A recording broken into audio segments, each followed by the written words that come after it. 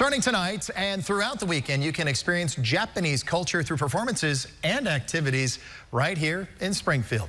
Billy Brightman is live near the Japanese Stroll Garden to tell us about this year's Japanese Fall Festival. Billy, good morning. Good morning. Through Sister Cities International, Springfield has two cities that it shares close ties to, Tlaquepaque, Mexico, and Isesaki, Japan. This weekend, delegates from Isesaki and Japanese culture groups from around the U.S. will gather at Springfield Botanical Gardens to share everything about their culture with the people of Springfield for the 29th year. In a time when international travel to the U.S. is facing a decline, getting to experience worldly cultures is something you shouldn't take for granted.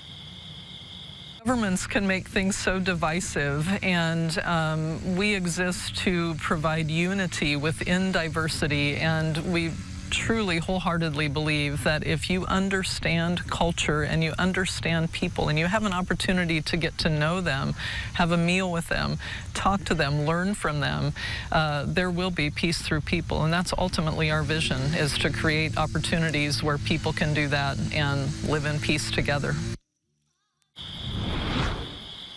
The festival starts at 5 tonight and continues at 11 a.m. tomorrow and on Sunday. Ticket pricing and parking information can be found on this article on KY3.com. Live in Springfield, Billy Brightman, KY3 News. All right.